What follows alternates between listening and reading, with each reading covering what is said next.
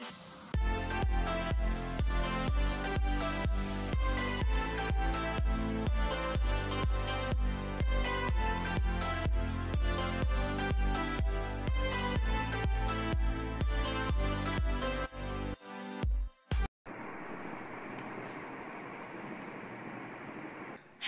नमस्कार, मी शारदा. तुमचं सर्वांचं खूप खूप स्वागत आहे शारदा मराठी ब्लॉगमध्ये. माझ्या सर्व ताई दादा मैत्रिणींना गुड मॉर्निंग. श्री स्वामी समर्थ. आजचा एकदम भारी दिवस आहे. आज आपल्या गणपती बाप्पांचं आगमन होणार आहे. तर माझ्या सर्व ताई दादा मैत्रिणींना खूप शुभेच्छा. पहाटेचे 4 वाजले. मी 3:30ला उठले, आंघोळ वगैरे झाली, मस्त तयारी वगैरे केली, केस नाही विंचरले. आता सर्वात आधी चहा घेते, गरम पाणी पिते, चहा घेते. तर आमचे बाप्पा बसतात. मागच्या वर्षी 7, सव्वा 7, 7:30 पर्यंत बाप्पांची स्थापना झाली होती. आज पण लवकरच बसणार आहे.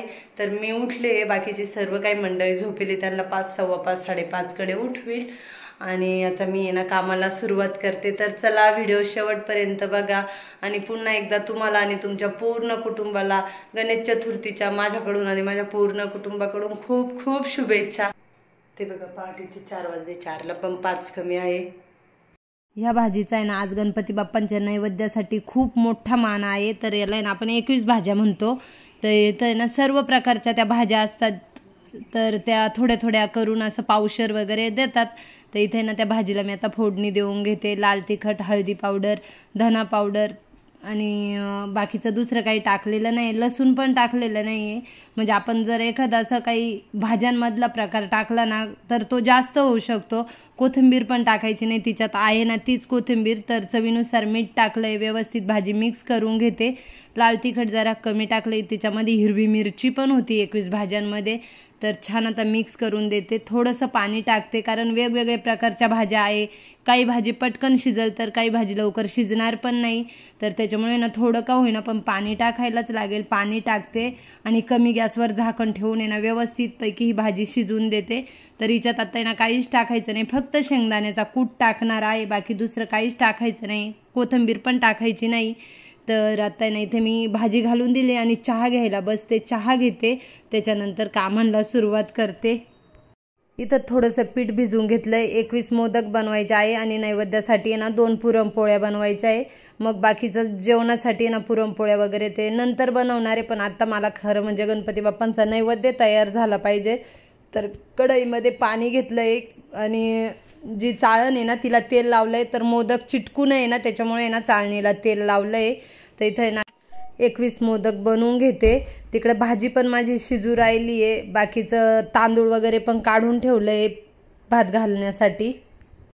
लवकर उठलं का अशा पटपट गोष्टी आपल्या सगळं काही कामं आहे ना वेळेत आवरतात. नाही तर मग काय होतं आपलीच धावपळ होते. कधीतरी ते कामं आपल्यालाच करायचे राहतात. आणि असं सणवार असलं ना का मी लवकरच उठते. सणवार असले ना का मला खूप वेळ झोपून चालत नाही, म्हणजे ती सवयच पडली आहे. त्याच्यामुळे काही कार्यक्रम म्हणा सण वगैरे असलं ना तर मी लवकर उठते. एक वेळेस अशी तरी उशिरा उठेल पण सणांच्या वेळेस नाही. सण असले ना का मी लवकरच उठते. तर खिडक्या वगैरे उघडून दिल्या आहे. दरवाजा पण उघडा ठेवला आहे. सेफ्टी दरवाजा बंद असतो पण जो मेन दरवाजा आहे ना तो उघडा ठेवला आहे. बाहेरच्या घराच्या आजूबाजूच्या लाईटी लावून दिल्या आहे.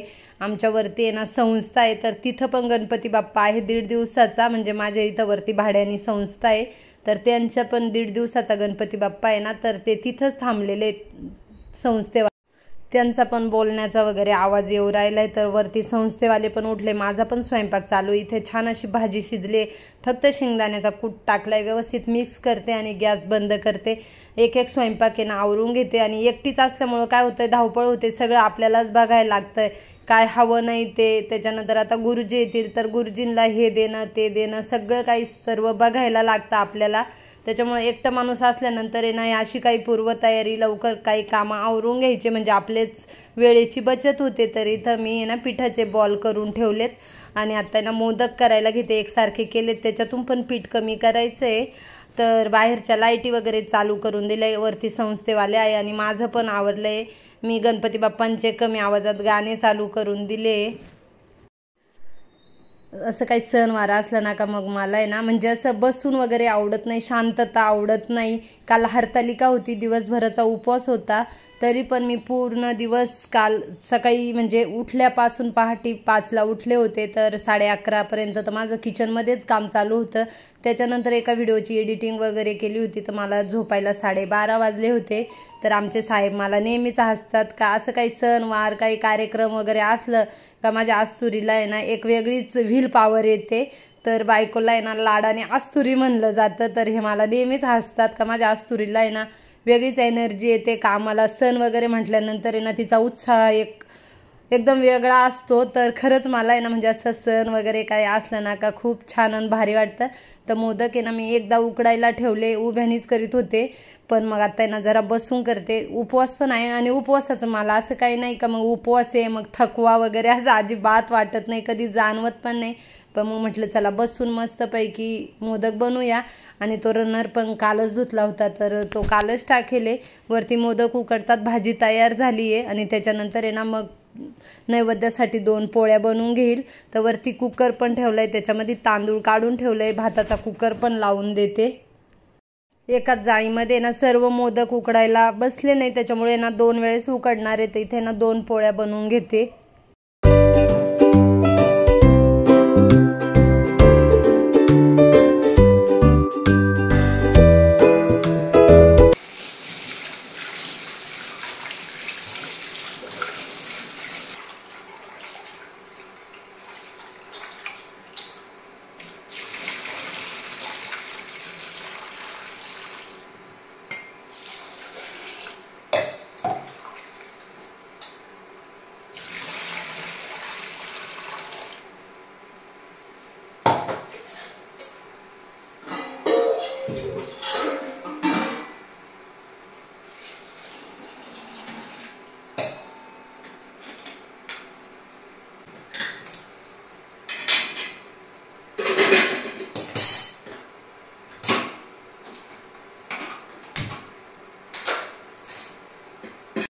पोळ्या बनवून झाल्या, 2 पोळ्या बनवल्या आहे नैवेद्यापुरत्या। त्याच्यानंतर इथं कुकरला भात लावला आहे, जो काही स्वयंपाक झाला आहे ना भाज्या वगैरे ते काढून ठेवते आणि आता आहे ना साराला फोडणी देऊन घेते। तर बरेचसे कामं माझे उरकत आले, लवकर उठल्याचा हा फायदा आहे। तर आज आहे ना मी रात्री एकदम कमी वेळ झोपली आहे, म्हणजे 12:30ला झोपले आणि 3:30ला उठले पहाटे। पण लवकर उठल्यामुळे ना माझे गणपती बाप्पाची ना तयारी पण आहे ना खूप लवकर झाली। साराला आता फोडणी देऊन घेते। तर वाटण वगैरे मी रात्रीच मसाला तयार करून ठेवला होता, कढईमध्ये तेल टाकते, पातेल्यामध्ये साराला फोडणी देते। इथं मोदक पण मस्त असे उकडले, दोन्ही पण 2 बॅच झाले आहे। तर एकदा काढून घेते आणि पुन्हा एकदा ना उकडायला ठेवते, एकाच जाळीत सर्व काही मोदक बसले नाही। तर आता ना इथे मोदक पण एकीकडे उकडतील, इकडे साराला फोडणी देते। तेल टाकलंय, हळदी पावडर घेतले, लाल तिखट, धना पावडर, जिरा पावडर आणि घरचा काळा मसाला हे सर्व काही तेलामध्ये टाकून घेणार आहे। कढीपत्ता टाकणार आहे, कढीपत्ता आत्ताच मी बाहेरून खुडून आणलाय, बाहेरच्या लाईटी वगैरे चालू केल्यात। तर सर्व काही मिक्स करून घ्यायचे तेलामध्ये। आणि रात्री मी मसाला तयार करून ठेवला होता, कांदे भाजले होते, त्याच्यामध्ये खोबरं टाकलं होतं, अद्रक, लसूण, कढीपत्ता, थोडासा कोथिंबीर हे सर्व काही मिक्सरला रात्रीच वाटून ठेवलं होतं। आणि ही आहे ना जी डाळ आपण पुरणासाठी करतो ना ती घेतली होती। साराला ही डाळ म्हणजे लागते तरच सार व्यवस्थित आपला होतो। तर इथे ना मी सर्व काही मसाला तेलामध्ये छान परतून घेते आणि मसाला जरा मी जास्तच वाटला होता तर थोडासा काढून ठेवते, म्हणजे जास्त झालाय तर काढून ठेवते, एखाद्या भाजीला उपयोगात येईल। तर छान असं मिक्स करून देते। आणि हे बघा हे पाणी आहे ना जे डाळ शिजवली होती ना ते पाणी आहे। तर सार बनवायचं असल्यावर हे पाणी आपल्याला लागतंय डाळीचं। तर ते पण रात्रभर फ्रीजलाच ठेवलं होतं आणि मसाले पण आहे ना फ्रीजला ठेवले होते। तर छान असं मसाल्याला तेल सुटलंय, इथं डाळीचं पाणी ओतून घेते आणि गरम पाणी पण केटलला व्हायला ठेवलंय। तर मला जेवढा बनवायचं आहे ना तेवढा सार मी आता इथं तयार करून घेते। सार उकळायला ठेवलाय कमी गॅसवर, मीठ पण टाकायचं आहे, पण साराला एक उकळी आल्यानंतर मीठ आणि कोथिंबीर टाकील। नैवेद्यापुरते भजे बनवून घेते, तर बाकीचे भजे जेवणाच्या वेळेस काढील, गरमागरम भजे आणि कुरडया। तर आता आहे ना मला जेवढे नैवेद्याला लागते ना तर एक पापड तळून घेते आणि भजे तळून घेते। तर इथे ना माझा स्वयंपाक पण सर्व काही झालाय, नैवेद्याला जो काही लागतोय ना तोच स्वयंपाक झालाय आणि घरातला आमचा पण झालाय। फक्त आता आमच्या जेवणासाठी ना पुरणपोळ्या बनवायच्या बाकी आणि भजे, कुरडया आणि पापड। तर हे सगळ्यात शेवटी म्हणजे जेव्हा गणपती बाप्पांची स्थापना वगैरे होईल आणि निवांत हा स्वयंपाक करील, पण बाकीचं सर्व काही स्वयंपाक झाला आहे. तर लवकर उठले ना तर हे सर्व काही कामं झाले आणि खूप लेट व्हिडिओ येऊ राहिले. शॉर्ट व्हिडिओ आपल्या चॅनलवर आले आणि खूप छान छान व्हिडिओ बनवले, पण वेळच नाही मिळाला आहे व्हिडिओची एडिटिंग वगैरे करून टाकायला. बघायला 10-15 मिनटं लागतात, पण एडिटिंग करायचं म्हटल्यानंतर 2-3 तास द्यायला लागतो वेळ, तेव्हा कुठे व्हिडिओची एडिटिंग होते. तर सोमवार ते बुधवार तर दररोज ऑफिसमध्येच होते, खूप गर्दी राहायची, त्याच्यामुळे ना व्हिडिओची एडिटिंगच करता नाही आली. व्हिडिओ तर बनवून ठेवले, पण एडिटिंगला पण वेळ द्यायला लागतो. तर आज व्हिडिओ नक्कीच बघा आणि उद्या तुम्हाला गणपती बाप्पाच्या स्थापनेचा पण व्हिडिओ येणार आहे, तर तो पण बघा. आणि माझे व्हिडिओ तुम्हाला आवडत असेल ना तर चॅनलला सबस्क्राईब करा. साराला फोडणी दिली, उकळी येता येता ना गॅस सिलेंडरच संपला, मग दुसरा बदलावायला माझ्याकडे वेळ नव्हता. मग इंडक्शनवर आहे ना साराला उकळी देऊन घेतली, स्टीलच्या कुकरमध्ये सार ओतून घेतला आणि छान अशी उकळी देऊन घेतली. आता गॅस टाकी नंतर बदलवील निवांत. 6:20 झाले. किचनवरचे सर्व काही कामं आवरून झाले, स्वयंपाक झालाय. हे बघा इथं भांड्याची पाटी घासून भांडे भरून ठेवलेत. किचन स्वच्छ घासून पुसून काढला, स्वयंपाक सर्व काही व्यवस्थित बाजूला झाकून ठेवला. इथे ना दुसऱ्यांदा मोदक लावले होते तर ते गरम आहे आणि त्यातले त्यात सार बनवता बनवता साराला फोडणी दिली, गॅस टाकी संपली. मग मोठा स्टीलचा कुकर आहे, तर इंडक्शनवर आहे ना साराला उकळी देऊन घेतली. तर इथं माझा स्वयंपाक झाला. आता गॅस टाकी लगेच काही बदलवत नाही, जरा वेळाने बदलवील. आता देवपूजा, झाडझटक सगळे काही आता देवपूजेचेच काम करायचे आहे. तर हे बघा केली का चालू नाही 3:30ला. पहाटे 6:30 वाजता पुरणपोळीचा स्वयंपाक तयार झालेला आहे. त्यातले त्यात किचन वगैरे सर्व काही आवरून भांडे घासून झाले. तर किचनमधले सगळे कामं आवरले आणि ह्या व्हिडिओचा मी एंड करणार आहे. पुढचा लवकरच तुम्हाला नवीन व्हिडिओ येणार आहे गणपती बाप्पांच्या स्थापनेचा.